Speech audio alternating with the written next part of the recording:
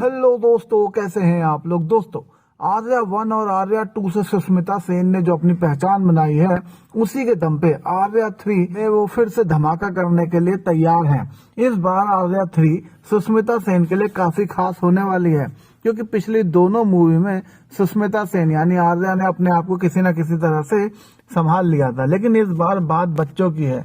और इस बार बात बच्चों के साथ साथ बिजनेस की भी है, और बिजनेस के साथ साथ बड़ा बनने की भी है।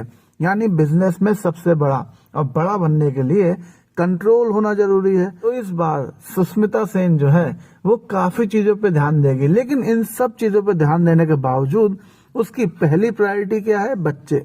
तो बस वही बच्चों के लिए जितना भी वो कदम उठा रही है, वही कदम उसके लिए कम भी पड़ जा रहे हैं, और वही कदम उसके लिए लोगों को अपना दुश्मन भी बना रहे हैं। एक तरफ बच्चों को बचाने की जिद, और दूसरी तरफ पूरे बिजनेस को कंट्रोल करने की जिद।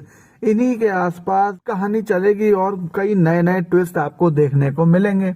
सुष्मिता सेन की मोस्ट अवेटेड सीरीज के सीक्वल आर्या 3 का ट्रेलर आउट हो गया है। फैंस को इस सीरीज का लंबे अरसे से इंतजार है।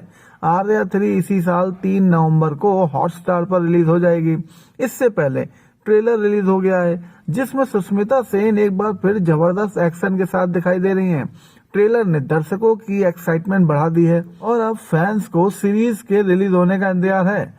राम माधवानी के क्राइम ड्रामा आर्या 3 में इस बार सुष्मिता सेन एक गैंगस्टर के किरदार में दिखाई देने वाली हैं।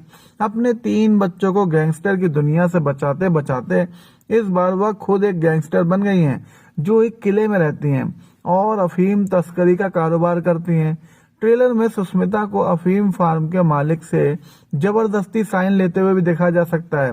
ट्रेलर में गैंगस्टर बनी सुष्मिता अपनी जिंदगी की सबसे बड़ी डील करती हैं, जिसकी कीमत रसिया के लोगों ने 1000 करोड़ रुपए लगाई है। आर्या 3 में ईला अरुण भी खास किरदार में दिखाई दे रही हैं, जो कि आर्या के बिजनेस को चौपट करने की साजिश करती नजर आने वाली हैं।